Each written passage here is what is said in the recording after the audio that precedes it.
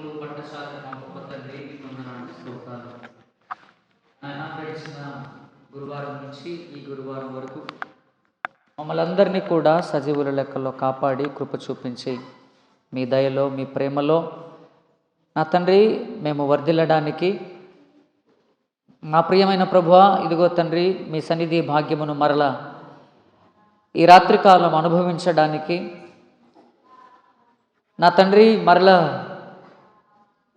మీ గుమ్మముల యొద్ద కూర్చొని నా తండ్రి నాయన దేవా ఇదిగో తండ్రి దేవా మేమంతా కూడా మీ పాదముల చెంత చేరి మీ బోధను వినడానికి మీ జీవం కలిగిన మాటలను ఆలకించడానికి నా తండ్రి ఇదిగో నాయన మీ యొక్క ద్వారబంధముల యొద్ద కూర్చొని మీరు మాతో ఏం మాట్లాడతారో అని ఆశతో కనిపెట్టడానికి మాకిచ్చిన ఈ ధన్యతను బట్టి వందనాలు స్తోత్రాలు. నిజమే, మీరు మాట్లాడితేనే మేము జీవిస్తాం, మీరు మాట్లాడితేనే మేము బ్రతుకుతాం ప్రభువా.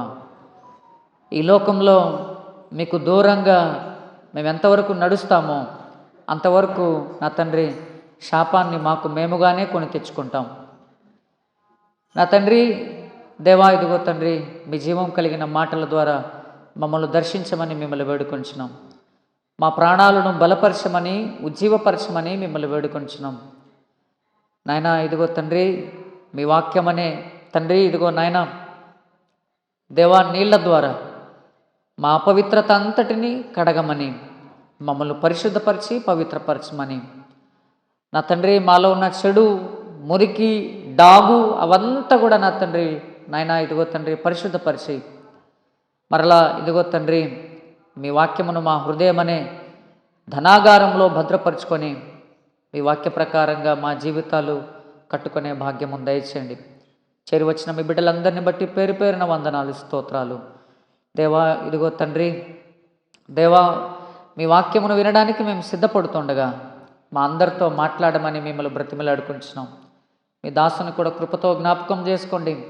ఒట్టివాడే, ఎన్నిక లేనివాడే, బలహీనుడే నా తండ్రి అయినా ఇదిగో తండ్రి నాయన ఇదిగో తండ్రి మీరిచ్చిన అర్హతతో మాత్రమే మీ కుమారుని రక్త ప్రోక్షణ ద్వారా మాకు ఇచ్చిన అర్హతతో మాత్రమే నిలబడి ఉన్నాము తప్ప నాయన ఇదిగో తండ్రి మా శక్తి కాదు, నా బలము కాదు, నా జ్ఞానము కాదు, నా తెలివితేటలు అవన్నీ వ్యర్థమైనవి.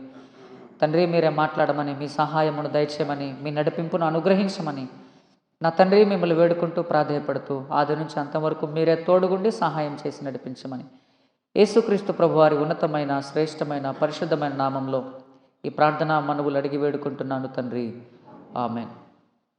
ప్రభునందు ప్రియమైన సహోదరి సహోదరులకు మన ప్రభువును మన రక్షకుడైన యేసుక్రీస్తు వారి శ్రేష్టమైన నామంలో మీ అందరికీ కూడా వందనాలు.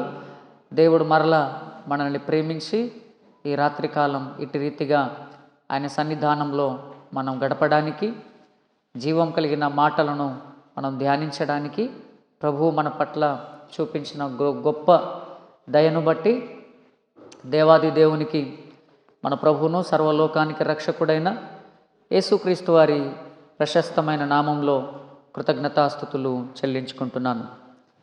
గడిచిన వారం మనం దేని గురించి ధ్యానం చేశామో గుర్తుందా? తల్లిదండ్రుల యొక్క దోషాలు పిల్లల మీదకు వస్తాయా అనే దాన్ని మనం కొన్ని విషయాలు ధ్యానించాం. తల్లిదండ్రుల యొక్క దోషాలు పిల్లల మీదకి ఎలాగ ప్రభావాన్ని చూపిస్తాయి అనే విషయంలో కొన్ని విషయాలు మనం ధ్యానం చేశాం. ఈ రాత్రి కూడా సేమ్ తల్లిదండ్రుల యొక్క దోషాలు, లేకపోతే దోషం ఎవరిదైనా కావచ్చు, కుటుంబంలో తల్లిది కావచ్చు, తండ్రిది కావచ్చు, పిల్లలది కావచ్చు, భార్యది కావచ్చు, భర్తది కావచ్చు, దోషం ఎవరిదైనా కావచ్చు. అయితే కుటుంబంలో ఎవరు దోషం చేసినా వారి ప్రభావం ఆ కుటుంబం మీద ఉంటుంది అనే సంగతి ఈ రాత్రి మనం ఇంకా కొన్ని చూడబోతున్నాం. కుటుంబంలో ఎవరు పాపంలో ఉన్నా, ఎవరు దోషాలు చేస్తున్నా, ఎవరు వ్యతిరేకమైన దేవునికి వ్యతిరేకమైన కార్యకలాపాలు ఎవరు చేస్తున్నా వారి ప్రభావం కుటుంబం మీద ఉంటుంది. భార్య చేసినా, భర్త చేసినా, పిల్లలు చేసినా, తల్లిదండ్రులు చేసినా, కుటుంబంలో ఎవరు చేసినా వారి ప్రభావం అనేది ఖచ్చితంగా ఆ కుటుంబం మీద ఉంటుంది, పడుతుంది. అయితే అందులో నుంచి తప్పించుకునే అవకాశం కూడా ఉంది. మరలా తప్పించుకునే అవకాశం ఉంది. అలాగే వారితో పాటు శిక్షించబడే అవకాశం కూడా ఉంది. రెండు ఉన్నాయి మరలా ఇక్కడ. ప్రభావం పడుతుంది మొదటిది, రెండవది తప్పించుకునే అవకాశం ఉంది ఆ ప్రభావంలో నుంచి, మూడోది ఆ ప్రభావానికి లోనై శిక్షించబడే అవకాశం కూడా ఉంది. శిక్షించబడే అవకాశం కూడా ఉంది. అసలు మనం చేసే తప్పులను 3 పదాల్లో బైబిల్ గ్రంథం చూడండి 3 పదాలు వాడాడు. కీర్తనల గ్రంథంలో మనం చేసే తప్పులు 3 పదాల్లో చెప్పాడు. చూడండి ఒకసారి. 51వ కీర్తన, కీర్తనల గ్రంథము 51వ కీర్తన 3వ చరణం. 51వ కీర్తన 3వ చరణం. అమ్మా 2-3 చదువుదాం. 2-3. నా దోషము పోవునట్లు నన్ను బాగుగా కడుగుము, నా పాపము పోవునట్లు నన్ను పవిత్రపరచుము, నా అతిక్రమములు నాకు తెలిసేయున్నది. చాలు. ఎన్ని పదాలు? 3 పదాలు కనిపిస్తున్నాయి ఇక్కడ. ఏంటంటే ఆ 3 పదాలు చెప్పండి. ఏంటంటవి? మొదటిది ఏంటి? దోషము. రెండవది ఏంటి? పాపము. మూడవది ఏంటి? అతిక్రమము. దోషము, పాపము, అతిక్రమము. ఈ మూడిటికి తేడా ఏంటి? ఈ మూడిటికి తేడా చెప్పగలరా? ఏంటి? దోషం అంటే ఏంటి? పాపం అంటే ఏంటి? అతిక్రమము అంటే ఏంటి? దోషము, మొదటి పదం దోషము. ఇంగ్లీష్ బైబిల్లో ఇనిక్విటీ అంటాడు. దోషము అంటే అర్థం ఏంటో తెలుసా? దోషము అనే పదానికి అర్థం ఏంటంటే చెరుపుకోవడం, చెరచడం. అంటే అర్థం ఏంటి? దేవుడు ఒక గీత గీశాడు, ఈ గీతలో వెళ్ళమని చెప్పాడు, కానీ నేనేం చేశానంటే ఆ గీతను చెరిపేసుకున్నా. ఆ గీతను చెరిపేస్తే తర్వాత నేను ఎటు వెళ్ళేది?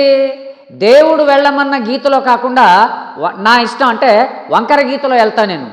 దేవుడేమో స్ట్రైట్ గీతలో వెళ్ళమన్నాడు, ఆ గీతనేమో నేను చెరిపి వేసుకున్నాను. అప్పుడు నేను ఎలా వెళ్తాను? వంకర త్రోవలో వెళ్తాను. దోషము అంటే అర్థం ఏంటంటే చెరిపివేయుట, ట్విస్టెడ్ ఆర్ పర్వర్షన్ అంటారు. అంటే వంకర, చెరిపేసుకోవడం. రెండవ పదం పాపము. పాపము అంటే అర్థం ఏంటి?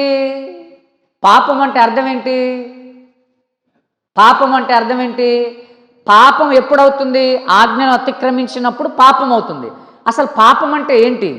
పాపం అంటే ఏంటనంటే మిస్సింగ్ ద మార్క్ అంటారు. అంటే అర్థం ఏంటంటే అందుకోలేకపోవడం. అంటే దేవుడు ఏ ప్రామాణికతతో, దేవుడు ఏ స్కేలునిచ్చి ఈ ప్రామాణికత ప్రకారం బ్రతకమని ఇచ్చాడో మనకు అర్థం అవడానికి, దేవుడు ఇంత ఎత్తులో పెట్టాడు ఒక వస్తువుని, దాన్ని అందుకోరా అన్నాడు.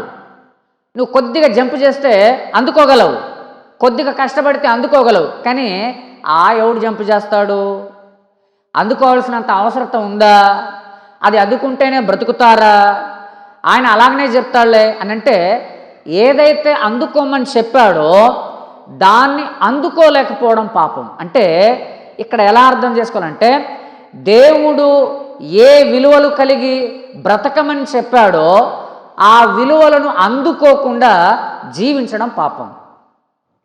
అంటే దేవుడు నిర్దేశించిన ప్రమాణం, దేవుడు ఇచ్చిన ప్రమాణం, ఆ ప్రమాణాన్ని అందుకోకుండా జీవించడం, అది పాపం. మిస్సింగ్ ద మార్క్ అంటారు. అంటే ఇక్కడ మనకు ఒక గన్ ఇచ్చారు, అంత దూరంలో ఒక టార్గెట్ పెట్టారు, రౌండ్గా ఒక టార్గెట్ పెట్టారు, మధ్యలో ఒక చిన్న డాట్ని పెట్టి ఇక్కడ నుంచి పేల్చరా అని చెప్పారు.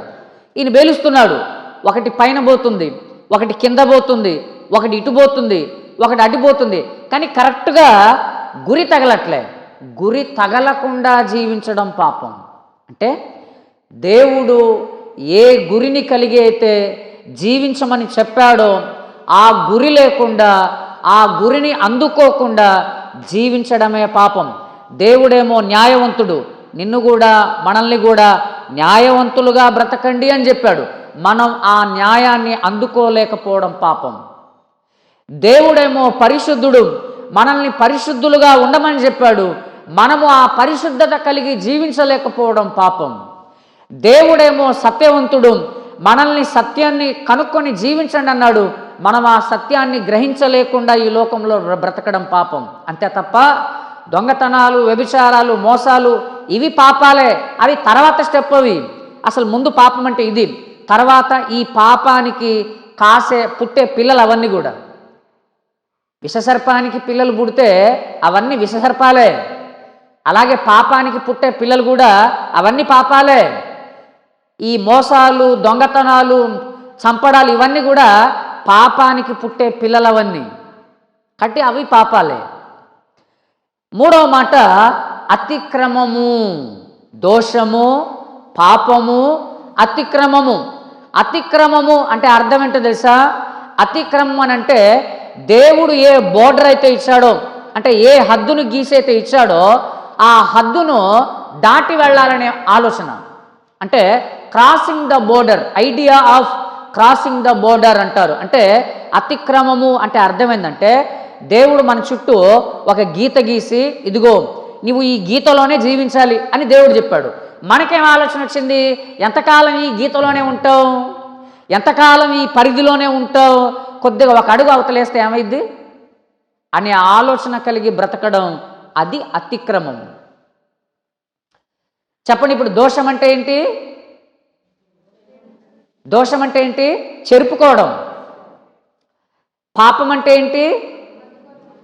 అందుకోలేకపోవడం కదా, అందుకోలేకపోవడం. దేవుడు ఎలాగైతే జీవించమని చెప్పాడో దాన్ని అందుకోలేకుండా జీవించడం. అతిక్రమము అంటే అర్థం ఏంటి?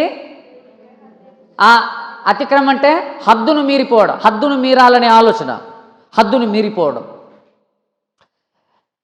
మనిషి చేసే తప్పులు ఈ మూడిట్లో ఉంటాయి.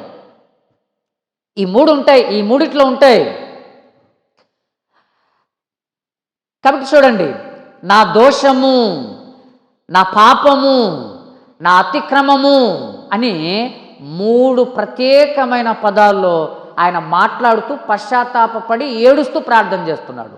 ఆయన తప్పు చేసిన తర్వాత, తప్పు బయటపడిన తర్వాత, అయ్యో నేను ఇంత ఘోరంగా చేశానే, ఇంత తప్పు చేశానే, ఇంత దుర్మార్గుడిలా ప్రవర్తించేశానే అని ఆయన చాలా పశ్చాత్తాపడుతూ తాను చేసిన తప్పులో ఈ 3 విషయాలు ఉన్నాయి అని పశ్చాత్తాపడుతూ ఆయన ప్రార్థన చేస్తున్నాడు. దావీదు గారే బత్షెబాతో పాపం చేసిన తర్వాత, అది పాపమని తెలిసిన తర్వాత ఏడుస్తూ చేసిన ప్రార్థన అదే 51వ కీర్తన. 51వ కీర్తన. కాబట్టి చూడండి, పితరులు చేసే పాపం, కుటుంబంలో పెద్దవారు చేసే పాపం, కుటుంబంలో పెద్దవాళ్ళుగా తల్లి కానీ తండ్రి కానీ పెద్దవాళ్ళు చేసే పాపం తమ బిడ్డలపైన తప్పకుండా ప్రభావాన్ని చూపిస్తుంది. అందులో ఎలాంటి అనుమానం లేదు. తప్పకుండా ప్రభావాన్ని చూపిస్తుంది. ఒక సామెత ఉంటుంది కదా,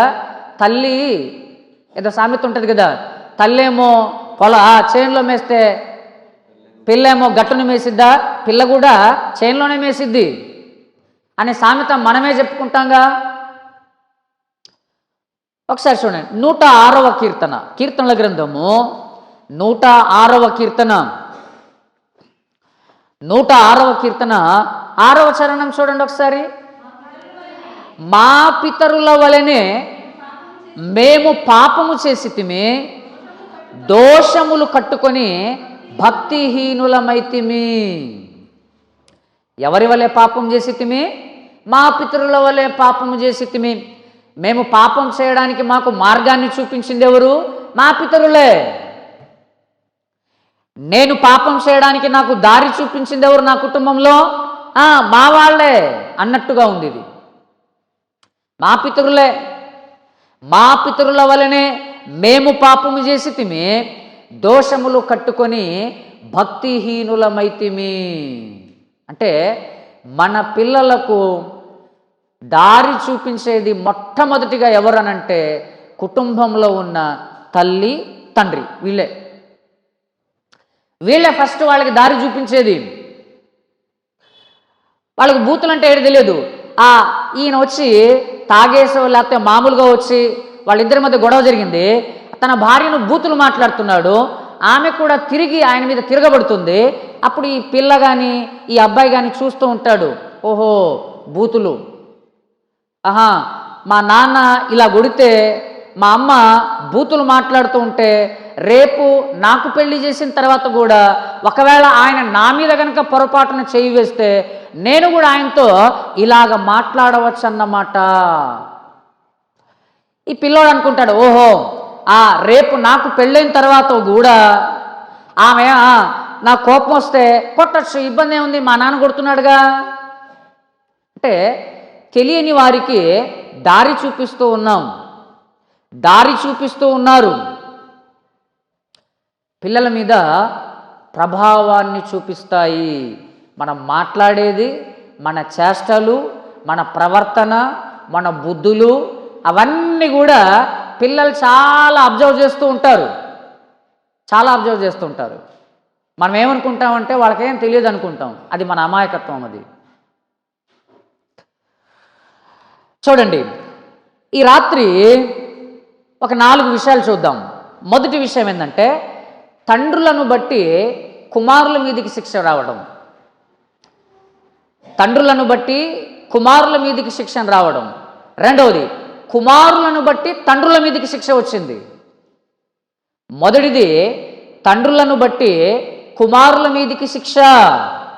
రెండవది, కుమారుల దోషమును బట్టి తండ్రుల మీదికి శిక్ష, తండ్రి మీదికి శిక్ష.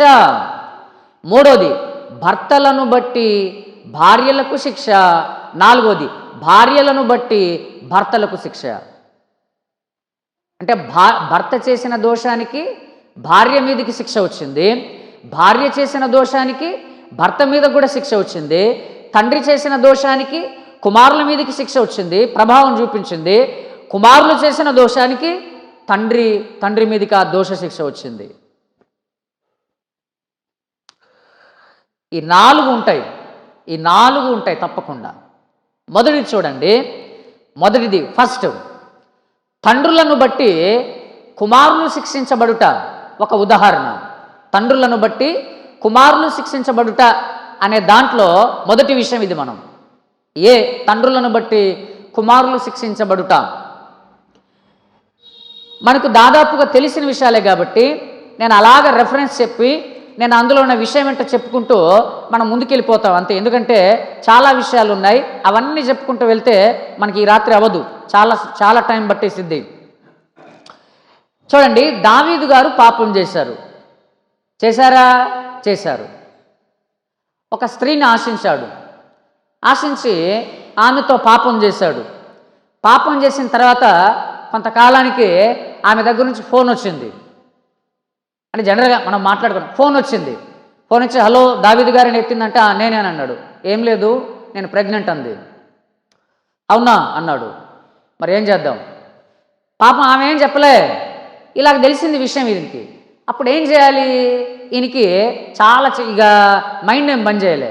ఎలాగా ఇప్పుడు ఆయన భర్త వస్తాడు, ఎలాగా ఏంటి అని అనుకొని ఇక ఎలాగా అని అంటే ఏం లేదు, ఆయన భర్తను శుభ్రంగా చంపేస్తే అసలు ఈ గోలంతా ఉండదుగా, అడిగేవాడు ఉండడు, ఏం చేసేవాడు ఉండడు, పైగా నేను పెద్ద రాజుని, నన్నెవడు పట్టుకుంటాడు, ఈ విషయాలు నేను సీక్రెట్గా చేశాను కదా, ఎవడికి తెలిసిద్ది అనుకున్నాడు. ఈయన అనుకొని ఏం చేశాడనంటే ఆయన భర్తను చక్కగా పిలిపించుకున్నాడు, విశేషాలన్నీ మాట్లాడాడు, యుద్ధం ఎలా జరుగుతుంది ఏంటి అన్నీ మాట్లాడేశాడు.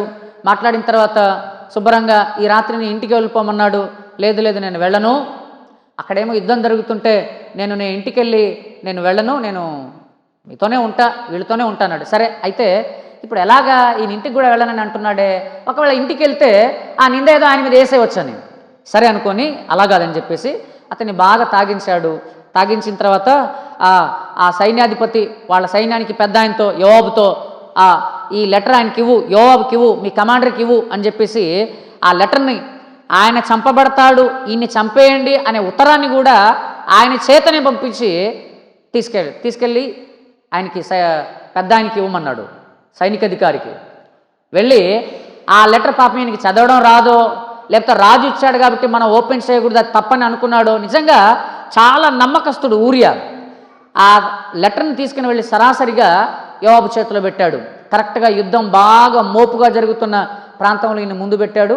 ఇతన్ని చంపేశారు. చచ్చిపోయాడు. ఈయన చచ్చిపోయిన తర్వాత అనుకున్నాడు, విజయం సాధించేశాను, ఇంకా నన్ను ఎవడు అడిగేవాడే లేడు అనుకొని ప్రశాంతంగా ఉందిలే అనుకున్నాడు.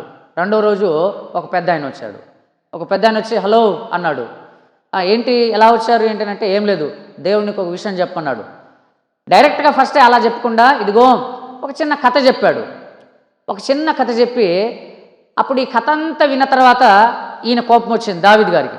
అసలు నేనే ఉంటేనా, అసలు వాడిని మామూలుగా శిక్షించానంటే అప్పుడు విన్నాడు. అంత టెన్షన్ పడుకు, నువ్వే ఆ మనిషి అన్నాడు. అప్పుడు ఇక స్టార్ట్ అయింది, తెలిసిపోయిందా దేవునికని. అది అయిపోయింది. అది అయిపోయిన తర్వాత పశ్చాత్తాపడ్డాడు. దేవుడు క్షమించాడు. అయితే క్షమించిన తర్వాతనే అసలు కథ మొదలైంది.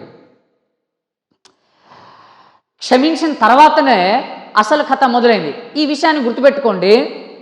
మనం తప్పు చేసిన తర్వాత మనం మరలా పశ్చాత్తాప పడితే దేవుడు క్షమిస్తాడు. దేవుడు క్షమించడని కాదు, దేవుడు క్షమిస్తాడు. అయితే ఒక విషయాన్ని జాగ్రత్తగా గుర్తుపెట్టుకోవాలి. దేవుడు క్షమిస్తాడు, కానీ ఆ గాయం, ఆ బాధ నువ్వు తప్పకుండా అనుభవించి తీరాలి. తప్పకుండా అనుభవించి తీరాలి. అసలు నరకం చచ్చిపోయిన తర్వాత కాదు, అసలు నరకం నువ్వు ఇక్కడే అనుభవించి చేస్తావు. దేవుడు క్షమిస్తాడు కానీ నీవు చేసిన దానికి పర్యావసనాన్ని నువ్వు ఈ జీవితంలో నువ్వు బ్రతికుండగానే అనుభవిస్తావు. అనుభవించాల్సిందే.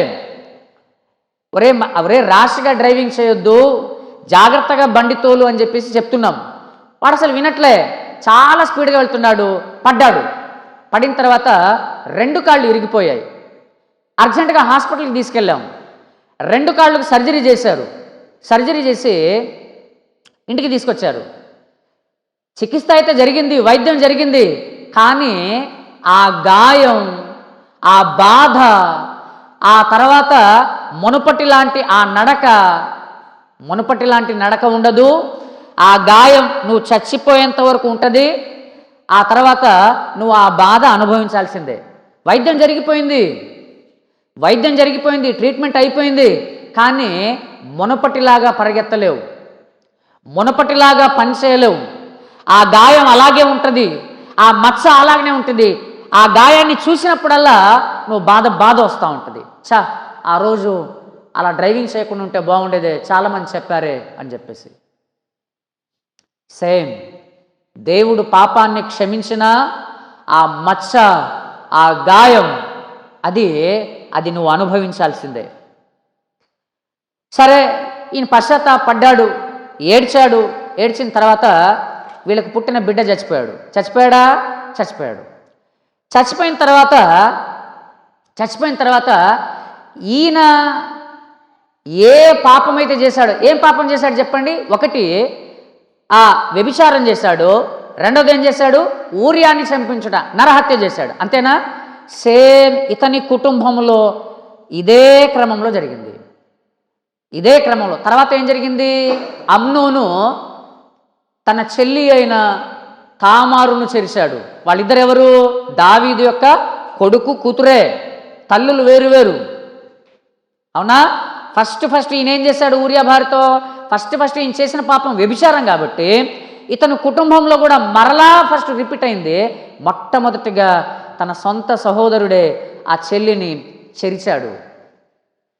అమ్నోను తామారును చెరిచాడు. రెండో విషయం, ఎప్పుడైతే అమ్నోను తామారును చేశాడో, తామారు యొక్క అన్న అబ్షాలోం వెంటనే ఏం చేశాడు, తర్వాత అమ్నోనును చంపిపడేశాడు. నా చెల్లిని ఇలా చెరుపుతాడా అని పగబెట్టుకున్నాడు. పగబెట్టుకొని ఒక ప్లాన్ వేశాడు. ప్లాన్ వేసి వాళ్ళ తండ్రి రాజు దగ్గరికి పోయి, రాజా తండ్రి నువ్వేం చేస్తావో, నువ్వు తప్పకుండా నేను గొర్రెల బొచ్చు ఆ పండగ చేస్తున్నాను, నువ్వు రావాలి అని అంటే, నాకంత టైం లేదురా, సరే అమ్నోను తీసుకుని వెళ్ళిపో అన్నాడు. అసలు ఆయన వచ్చిందే అమ్నోను కోసం. అమ్నోను తీసుకెళ్ళాడు.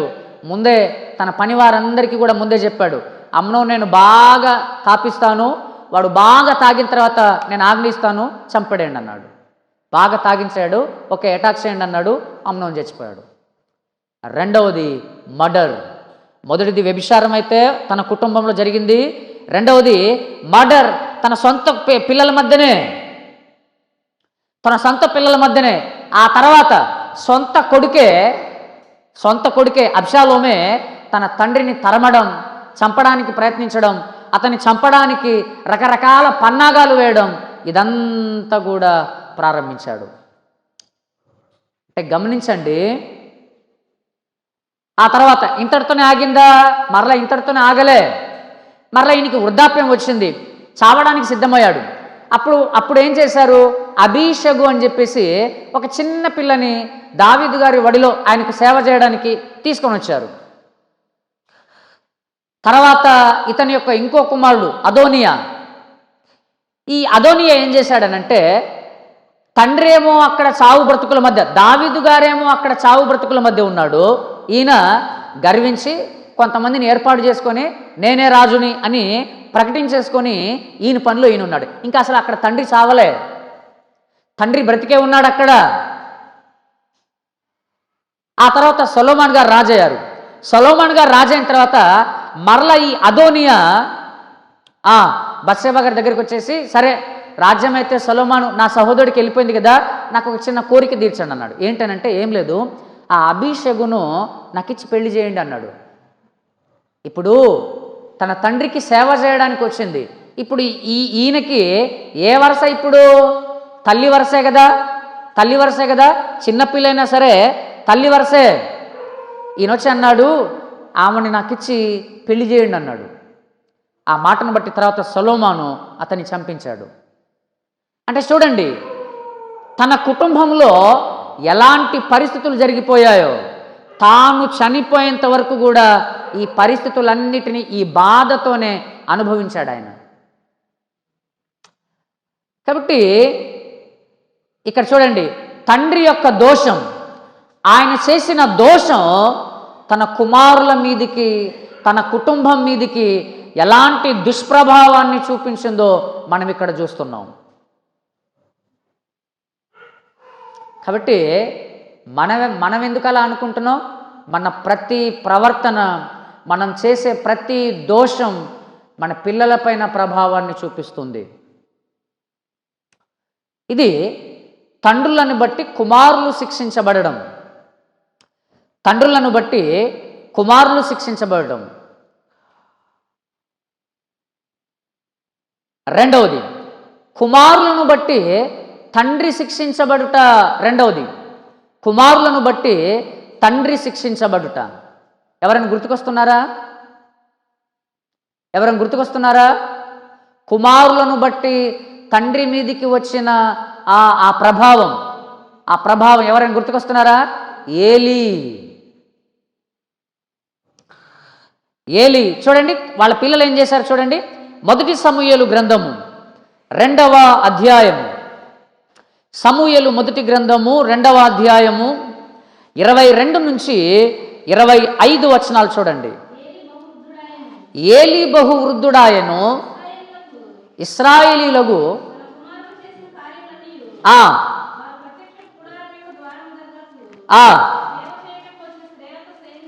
సేవ చేయుటకు వచ్చిన స్త్రీలతో శయనించుటయు,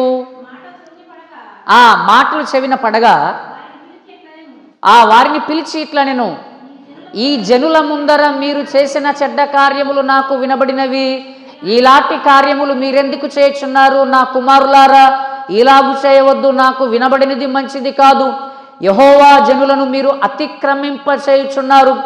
నరునికి నరుడు తప్పు చేసిన ఎడల దేవుడు విమర్శ చేయును గాని, ఎవరైనా యెహోవా విషయములో పాపము చేసిన ఎడల వాని కొరకు ఎవడు విజ్ఞాపనము చేయును అనెను.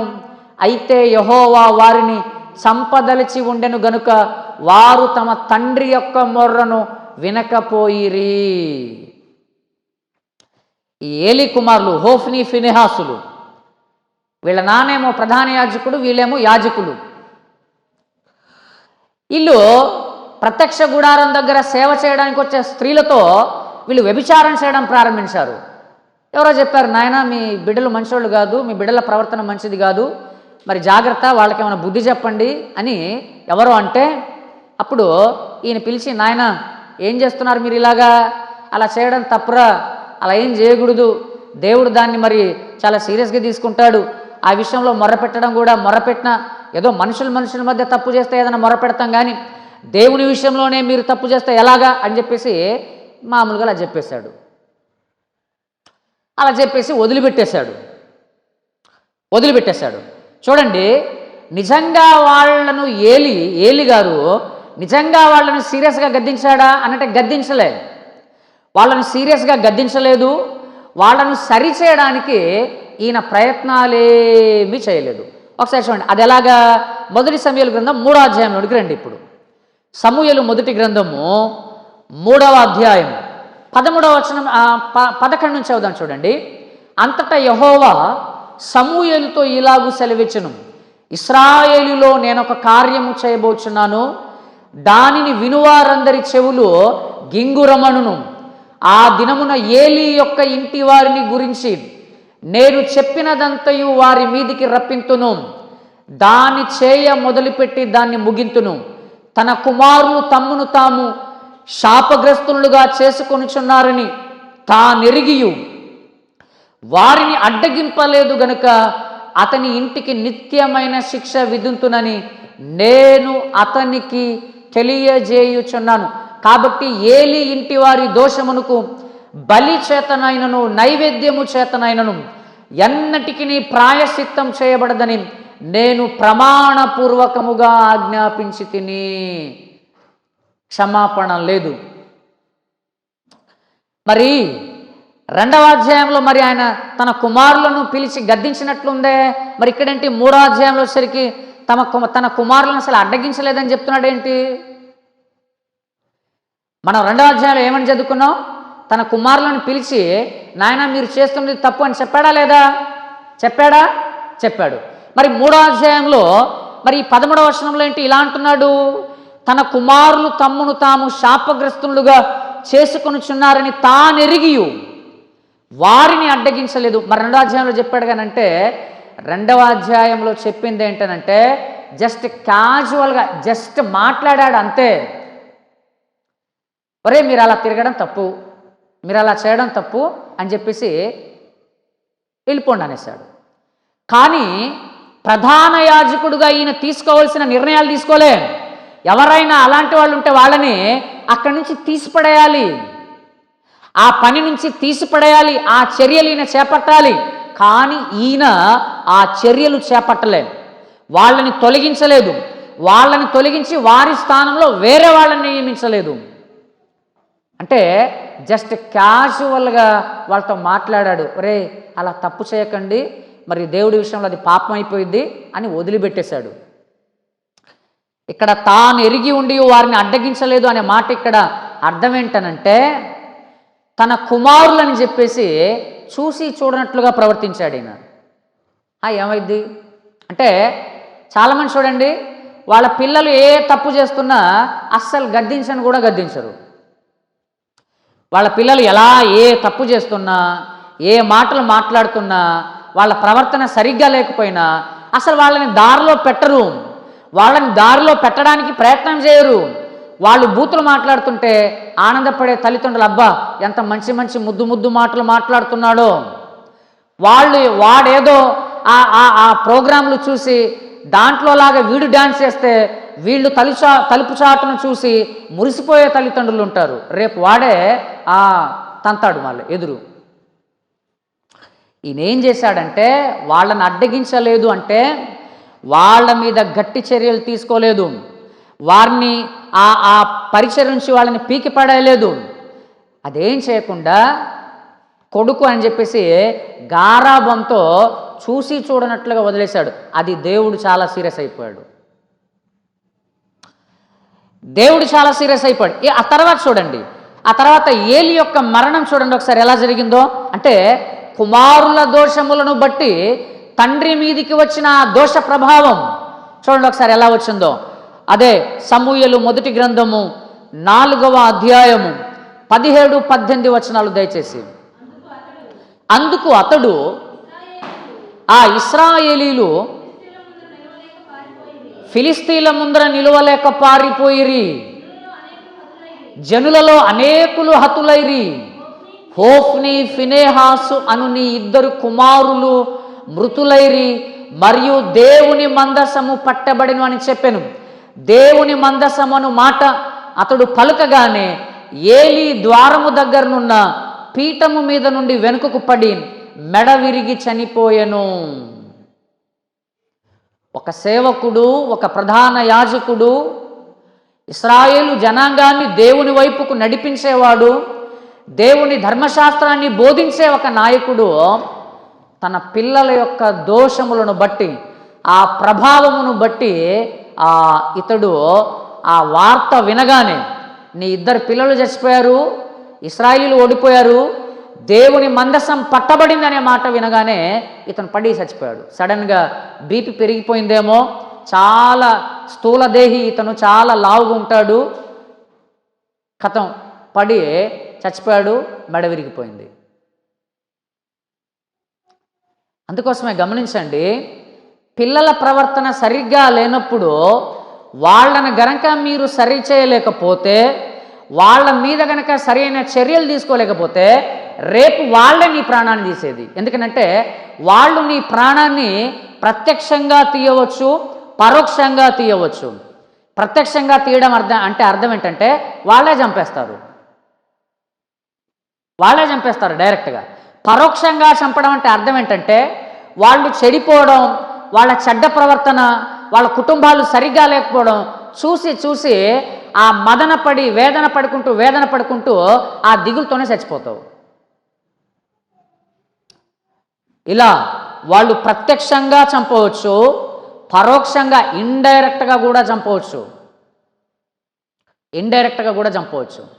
చాలామంది తల్లిదండ్రులు తమ పిల్లలు పాడైపోయారని, లేకపోతే తమ పిల్లకి ఇంత ఘోరమైన అంటే ఇలాంటి తప్పుల్లో ఉందని చెప్పేసి ఆ గుండాకి చచ్చిపోయిన తల్లిదండ్రులు ఉన్నారు, తమను తామే చంపుకున్న తల్లిదండ్రులు ఉన్నారు. అది ఇప్పుడు కదా. కాబట్టి సరి చేయాలి వాళ్ళని, ఎందుకంటే వాళ్ళు తప్పిపోతారు, వాళ్ళు తప్పిపోయే అవకాశం ఉంది, వాళ్ళు తప్పిపోయే ప్రమాదం ఉంది కాదు, తప్పిపోతారు. వాళ్లను సరి చేయకపోతే, వాళ్లను లాలనగా చేసి ఆలనగా చేసి ఏమైద్దిలే మనోడేగా, ఏమైద్దిలే చేస్తా ఏమైంది అని చాలా ఏదో నిర్లక్ష్యపూరితంగా తీసుకుంటే అదే ఆ కుటుంబం పట్ల, ఆ తల్లిదండ్రుల పట్ల పెను ప్రమాదం అయిపోయింది అదే.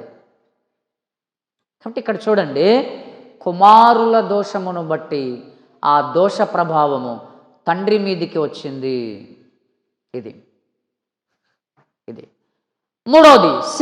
మూడోది భర్తలను బట్టి భార్యలు శిక్షించబడుట. అంటే భర్త చేసే దోషములో భార్య కూడా పాలిభాగస్తురాలై భర్త శిక్షించబడతాడు, భార్య శిక్షించబడుతుంది. ఎవరైనా గుర్తుకొస్తున్నారా? అననీయ సపీరాలు. చూడండి ఒకసారి, అపోస్తుల కార్యముల గ్రంథము 5వ అధ్యాయము, అపోస్తుల కార్యముల గ్రంథము 5వ అధ్యాయము 1-6 వచనాలు దయచేసి చదువుకుందాం. అననీయ అను ఒక మనుష్యుడు తన భార్య అయిన సప్పీరాతో ఏకమై పొలమే, అక్కడ ఏకమై దాన్ని అనడలేదు, దాన్ని బాక్సులు పెట్టండి ఆ పదాన్ని, ఏకమై పొలమైనను. భార్య ఎరుకనే, ఆ ఎరుకనే అన్న పదాన్ని కూడా మీరు బాక్సులో పెట్టండి. ఎరుకనే అంటే తెలిసే, భార్యకు తెలిసే. భార్యకు తెలిసే వాడు ఆ పొలాన్ని అమ్మి ఆ వెలలో ఆ డబ్బుల్లో కొంత దాచుకొని కొంత తెచ్చి అపోస్తలుల పాదముల యొద్ద పెట్టెను. అప్పుడు పేతురు, అననీయ, నీ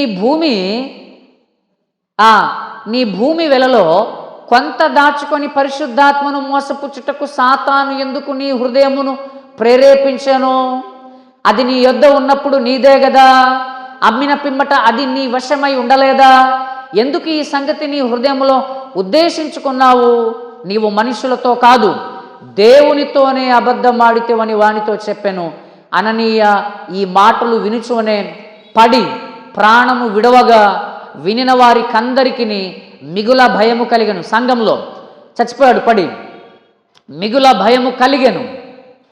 అప్పుడు పడుచువారు అంటే యవనస్తులు, సంఘంలో ఉన్న యవనస్తులు లేచి వానిని బట్టతో చుట్టి మోసుకొని పోయి పాతి పెట్టేశారు. ఆ తర్వాత చూడండి, సపీరాక వచ్చింది సంఘంలోనికి. 7వ వచనం, ఇంచుమించు 3 గంటల సేపటికి వాని భార్య జరిగినది ఎరుగక లోపలికి వచ్చాను. అప్పుడు పేతురు, మీరు ఆ భూమిని ఇంతకే అమ్మితిరా? నాతో చెప్పమని ఆమెను అడిగాను. అందుకు ఆమె, అవును, ఇంతకే అమ్మితమని చెప్పాను. అందుకు పేతురు, ప్రభు యొక్క ఆత్మను శోధించుటకు మీరెందుకు ఏకీభవించితిరి? ఇదిగో నీ పెనిమిటిని పాతి పెట్టిన వారి పాదములు వాకిటనే ఉన్నవి, వారు నిన్నును మోసుకొని పోదురని ఆమెతో చెప్పాను. వెంటనే ఆమె అతని పాదముల యొద్ద పడి ప్రాణము విడిచెను. ఆ పడుచువారు లోపలికి వచ్చి ఆమె చనిపోయినది చూచి ఆమెను మోసుకొని పోయి ఆమె పెనిమిటి యొద్ద పాతి పెట్టిరి. సంఘమంతటికి ఈ సంగతులు వినిన వారికందరికీ మిగుల భయము కలిగేను. ఇక చూడండి, వాళ్ళిద్దరూ ఒకరిని ఒకరు మాట్లాడుకునే అమ్మారా? ఎందుకని ముందే ఉందిగా, వాళ్ళిద్దరు ఏకమై పొలాన్ని అమ్మారంట. ఆ తర్వాత అతను దాచిన సంగతి కూడా భార్యకు సప్పీరాకు తెలుసు. వాళ్ళిద్దరు అనుకున్నారు, అసలు వీళ్ళు ఇలా ఎందుకు అనుకున్నారంటే సంఘములో పేరు సంపాదించడానికి. సంఘంలో మాకు కూడా ఒక పేరు ఉండాలి. ఎందుకనంటే అప్పటికే సంఘంలో చాలామంది ఏం చేస్తున్నారు అని అంటే తమ భూములు, తమ ఆస్తులు అమ్మి ఆ అపోస్తలుల పాదముల దగ్గర పెడుతున్నారు. పెడితేసరికి వీళ్ళకు కూడా ఆశ కలిగింది, అబ్బా వాళ్ళని ఎంత గౌరవిస్తున్నారో, ఆయన భూములు మొత్తం అమ్మేసి సంఘంలోకి తీసుకొచ్చాడు, ఆయన తన స్థిరాస్తునంతా చరాస్తునంతా అమ్మేసి సంఘంలోకి తీసుకుని వచ్చాడు, ఫలానాయన ఇంత ఇచ్చాడు, ఫలానాయన ఇంత ఇచ్చాడు, కాబట్టి మనకు కూడా సంఘంలో గౌరవం ఉండాలంటే ఏం చేద్దాం, పొలాన్ని అమ్మేసి ఆ డబ్బులు తెచ్చేద్దాం అనుకున్నారు. పొలాన్ని అమ్మేసిన తర్వాత డబ్బులు కనబడింది. డబ్బులు కట్ట చూడంలోనే వీళ్ళకి ఆశ, అమ్మో అంత ఇచ్చేస్తే ఎలాగా అంటే అంత కాదులే కానీ కొంత మరి మన దగ్గర ఉంచుకుందాం, కొంత మన అవసరాలు లేకపోతే ఎలాగా అని అనుకొని కొంత అవసరాన్ని తీసేసుకున్నారేమో, మిగతా తీసుకొని వచ్చారు. పొలాన్ని ఇంతకే అమ్మారనంటే ఇంతకే అమ్మాం అన్నారు వాళ్ళు. చూడండి, ఈ 4వ అధ్యాయంలో ఏం జరిగిందో చూడండి. వీళ్ళు ఎందుకు అలా అమ్మాలని కోరుకున్నారో, వీళ్ళకి ఇన్స్పిరేషన్ ఏంటో, అంటే వీళ్ళకి ప్రేరణ ఏంటో ఒకసారి 4వ అధ్యాయంలో చూడండి. ఒకసారి 32వ వచనం నుంచి, విశ్వసించిన వారందరూ ఏక హృదయమును ఏకాత్మయు గలవారయుండిరి, ఎవడునూ తనకు కలిగిన వాటిలో ఏదియూ తనది అనుకొనలేదు, వారికి కలిగినదంతయు వారికి సమిష్టిగా ఉండెను. ఇదియుగాక అపోస్తలులు బహుబలముగా ప్రభు అయిన యేసు పునరుద్ధానమును గురించి సాక్ష్యం ఇచ్చిరి. దైవకృప అందరి యందు అధికముగా ఉండెను. భూములైనను ఇండ్లైనను కలిగిన వారందరూ వాటిని అమ్మిన వాటి వెల అంటే డబ్బులు తెచ్చి అపోస్తలుల పాదముల యొద్ద పెట్టుచూ వచ్చిరి. వారు ప్రతి వానికి వాని అక్కర కొలది పంచిపెట్టిరి గనుక వారిలో ఎవనికిని కొదవలేకపోయాను. కుప్రాలో పుట్టిన లేవియుడగు యోసేపు అని ఒకడు ఉండెను. ఇతనికి అపోస్తలులు హెచ్చరిక పుత్రుడు అని అర్థమిచ్చు బర్నబా అను పేరు పెట్టి ఉండిరి.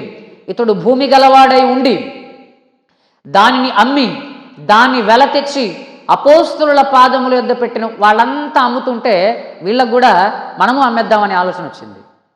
కానీ దాచేశారు. ఇద్దరు మాట్లాడుకున్నారు, దాచేసుకున్నారు. ఇంతకే అమ్మారనంటే అబద్ధం చెప్పేశారు, ఇంతకే అమ్మాం, ఆయన చచ్చాడు. ఆ తర్వాత ఈవిడ వచ్చింది, అమ్మా మీరు భూమి ఇంతకే అమ్మారా అని అంటే అవును అంతకే అమ్మ. ఎందుకనంటే ఇద్దరు మాట్లాడుకునేగా ఈ ప్లాన్ చేసిందంతా. ఈవిడ చచ్చిపోయింది. ఇప్పుడు ఎవరి ప్రభావం ఎవరి మీద పడింది కదా? వాళ్ళిద్దరూ. తన భర్తకు వచ్చింది ఆలోచన, లేకపోతే ఈమెకే వచ్చిందేమో. చూడండి, భర్త ప్రభావం, భర్త చేసే దోషంలో భార్య గనక దాన్ని ఖండించకపోతే, భర్త చేసే దోషాన్ని భార్య గనక సపోర్ట్ చేస్తే భర్తకు రావాల్సిన శిక్ష భార్య మీద కూడా వస్తుంది. ఇద్దరు అనుభవించాల్సిందే. సపోర్ట్ చేస్తే అక్కడ తప్పించుకునే అవకాశం లేదు. ఎందుకనంటే తప్పు చేసినవాడు ఎంత దోషో, ఆ తప్పు చేస్తున్న వాడిని సపోర్ట్ చేస్తున్నవాడు కూడా అంతే దోషి.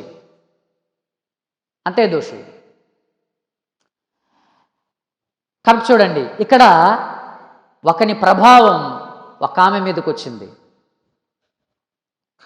ఆ తర్వాత చూడండి, భార్య యొక్క ప్రభావం భర్త మీదకి వచ్చింది. ఎవరైనా గుర్తుకొస్తున్నారా? ఇక్కడ అపోస్తుల కార్యములోనేమో భర్త దోషం భార్య మీదకి వచ్చింది. ఆమె దాన్ని ఖండించలేదు కాబట్టి తన భర్త చేస్తున్న దాన్ని. ఇప్పుడు భార్య యొక్క దోషం భర్త మీదకి రావడం. ఎవరు?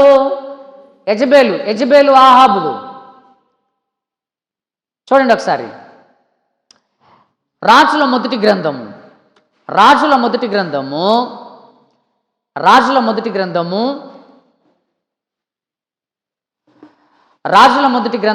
21వ అధ్యాయము. రాజుల మొదటి గ్రంథము 21వ అధ్యాయము 25 నుంచి 27 వచనాలు దయచేసి. తన భార్య అయిన యెజబేలు ప్రేరేపణ చేత యెహోవా దృష్టికి కీడు చెయ్య తనను తాను అమ్ముకొనిన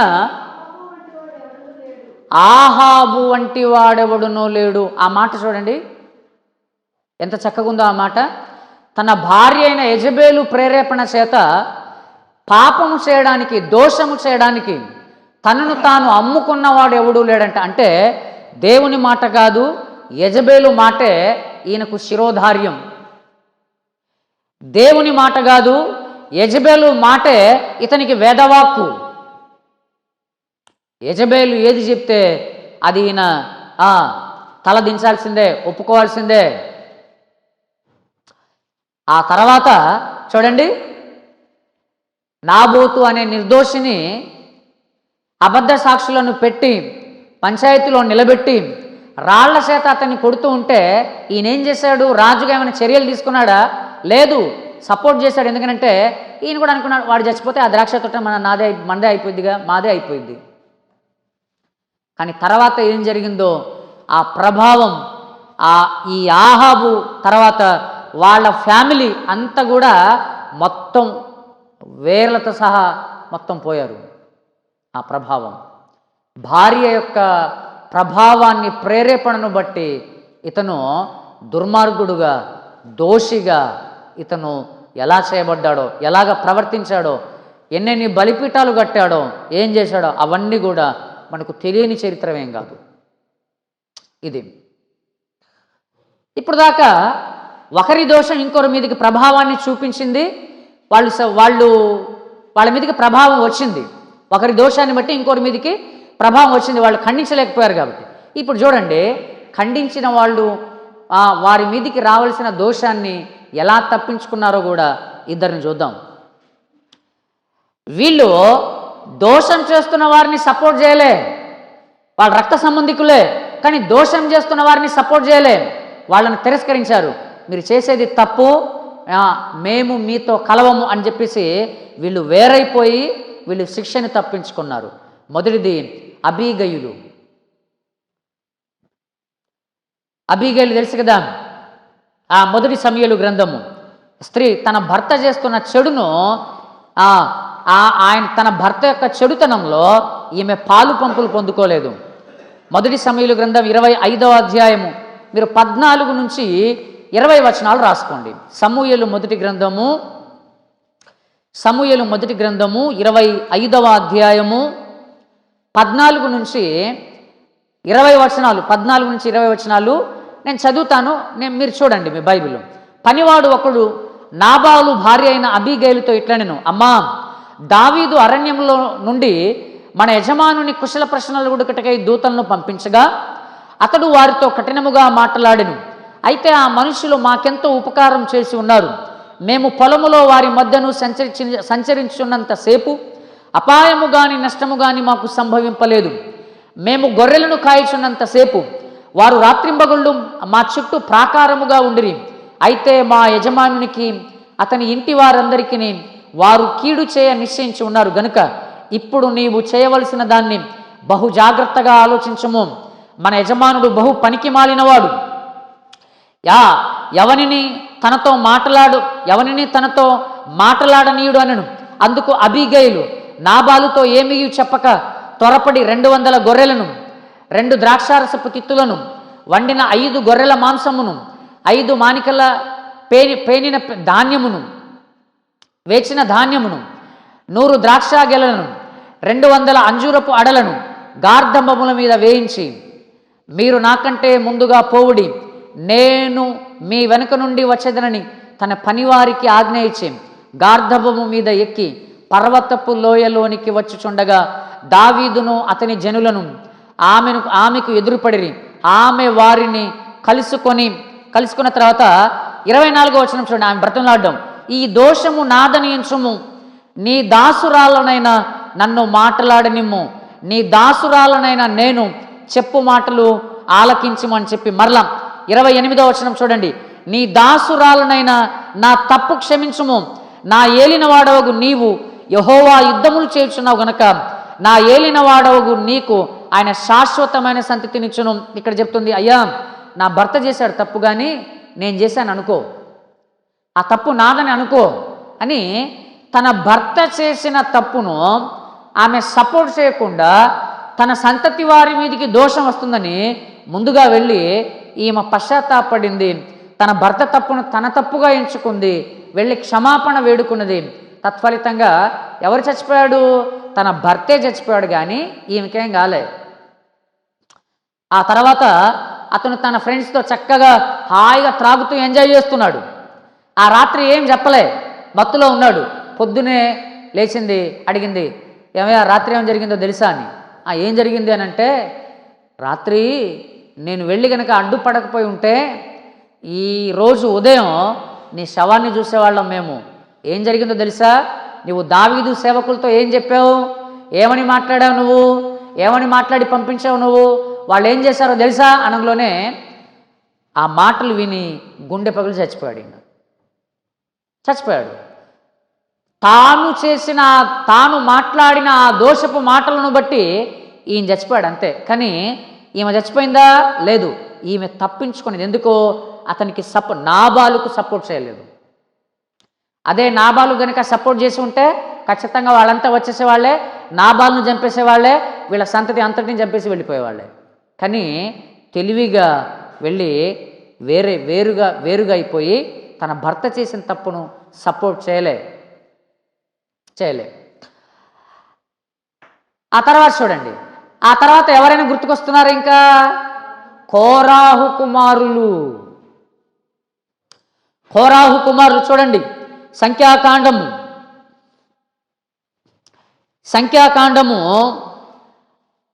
మీరు 16వ అధ్యాయము 23 నుంచి 33 వచనాలు ఫస్ట్ రాసుకోండి. సంఖ్యాకాండము 16వ అధ్యాయము 23 నుంచి 33 వచనాలు మీరు మొదట రాసుకోండి. మనకు అవసరమైంది 23 నుంచి 26 వచనాలు చదువుదాం. సంఖ్యాకాండము 16వ అధ్యాయము చూడండి. సంఖ్యాకాండము 16వ అధ్యాయము 23 నుంచి 26 వచనాలు. అప్పుడు యెహోవా మోషేకు ఇలాగు సెలవిచ్చెను, ఆ కోరాహు, దాతాను, అబీరాముల యొక్క నివాసముల యొద్ద నుండి తొలగిపోవుడని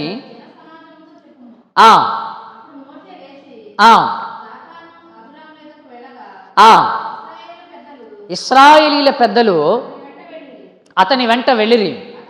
అతడు ఈ దుష్టుల గుడారముల యొద్ద నుండి తొలగిపోవుడి, మీరు వారి పాపములన్నిటిలో పాలివారై నశింపక ఉండునట్లు వారికి కలిగినదేది ముట్టకుడి అని ఆ సమాజముతో నేను అక్కడ అండర్లైన్ చేయండి. ఏంటి, ఏం అండర్లైన్ చేస్తారు? మీరు వారి పాపములన్నిటిలో పాలివారై నశింపక ఉండునట్లు మీరు సపరేట్ అయిపోండి. అంటే వారు చేస్తున్న పాపములను మీరు సపోర్ట్ చేసి వారిలాగే మీరు కూడా నాశనానికి వెళ్ళకండి. మీరు నాశనానికి వెళ్ళకుండా ఉండాలంటే వారు చేస్తున్న పాపాన్ని మీరు సపోర్ట్ చేయకండి అని కదా చెప్పేశాడు. చెప్పేసిన తర్వాత చూడండి ఏం జరిగిందో మనం చూస్తే, భూమి ఎవరిని మింగింది? 16:32 చూడండి. భూమి తన నోరు తెరిచి వారిని, వారి కుటుంబములను, కోరాహు సంబంధులందరినీ, ఆ కోరహు సంబంధులందరినీ, వారి సమస్త సంపాద్యమును మృంగివేసెను. ఎవరెవరిని మృంగివేసింది? కోరాహును, కోరాహు సంబంధులను. అంటే కోరాహు ప్లస్ కోరాహు సంబంధులు ఎవరెవరు? దాతాను, అబీరాము, వారి భార్యలు, వారి పిల్లలు, వారి కలిగినవన్నీ, వారికి కలిగినవన్నీ. మరి కోరాహు కుమారులు చనిపోలేదా అని అంటే చనిపోలేదు. 26వ అధ్యాయంలోనికి రండి. ఇప్పుడు సంఖ్యాకాండము 26వ అధ్యాయము 11వ వచనం చూడండి. అయితే కోరాహు కుమారులు చావలేదు. చాలు, మనం ఇంకా మనకు చాలా క్లియర్గా మనకు అర్థం అవ్వాలంటే చూడండి 9వ వచనం నుంచి నేను చదువుతున్నాను. కోరాహు తమ సమాజములో పేరు పొందినవాడు.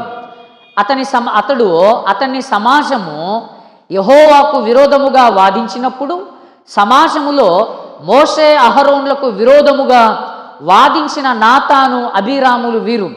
ఆ సమూహపు వారు మృతి పొందినప్పుడు అగ్ని 270 మందిని భక్షించినందునప్పుడు అగ్ని 270 మందిని భక్షించినందునను భూమి తన నోరు తెరిచి వారిని, కోరాహును మృంగివేసినందున. చూడండి, వారిని, కోరాహును అంటే దాతాను, అబీరాముల వారి కుటుంబాలు, వాళ్ళందరినీ ప్లస్ కోరాహును మృంగివేసినందున వారు దృష్టాంతములైరి. అయితే కోరాహు కుమారులు చావలేదు.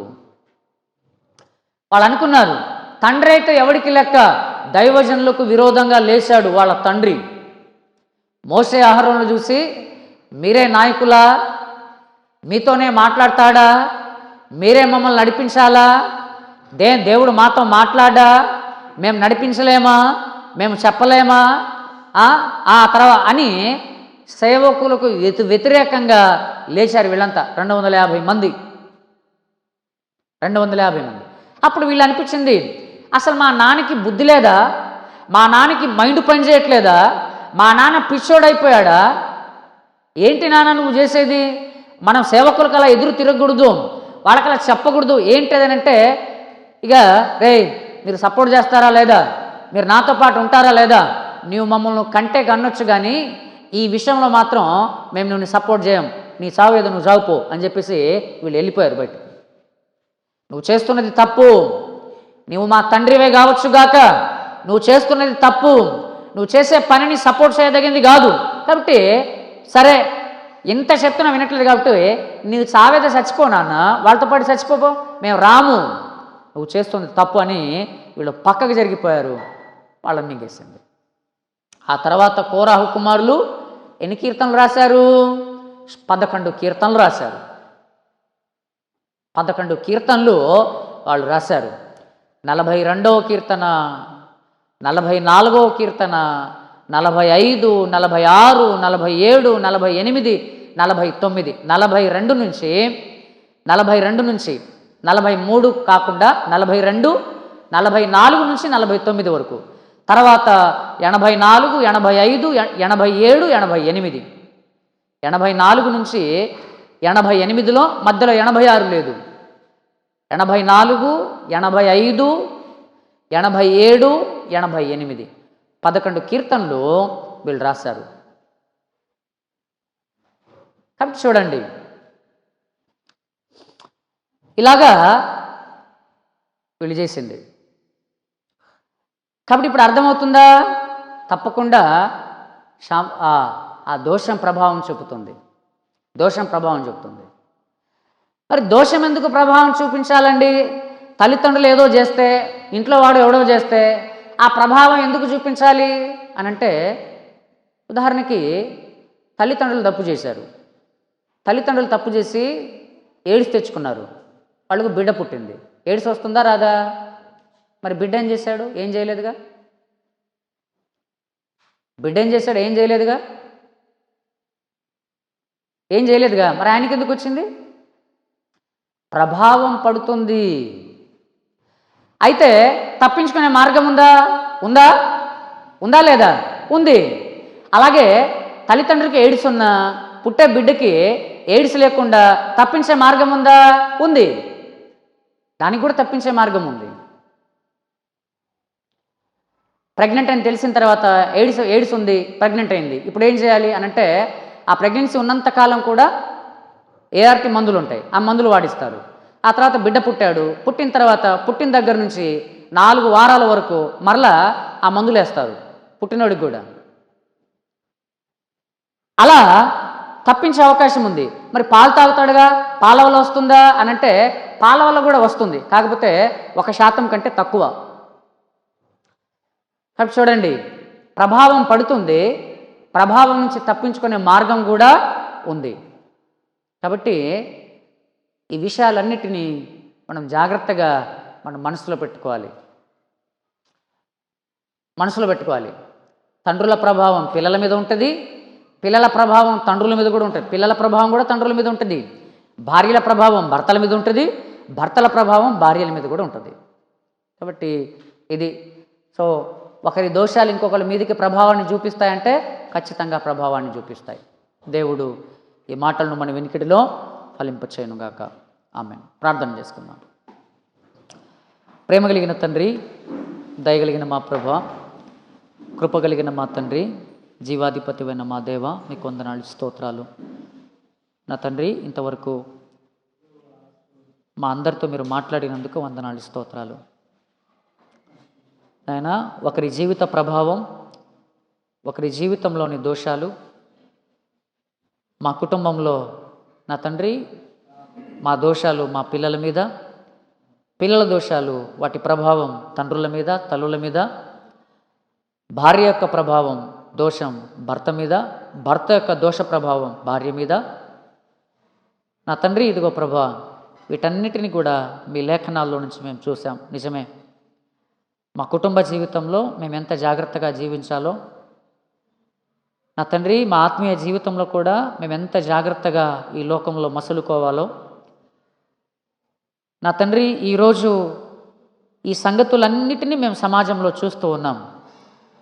తండ్రులను బట్టి, తల్లిదండ్రులను బట్టి పిల్లలు, నా తండ్రి, ప్రభావాన్ని పొంది బాధపడడం, పిల్లలను బట్టి, పిల్లల యొక్క దోషములు బట్టి తల్లిదండ్రులు బాధలు పడడం, భార్య యొక్క దోషములను బట్టి భర్త ఆ దోష ప్రభావం చేత తండ్రి, నాయన ఇదిగో తండ్రి, బాధపడడం, భర్త దోష ప్రభావాన్ని బట్టి భార్యలు కూడా తండ్రి బాధపడడం.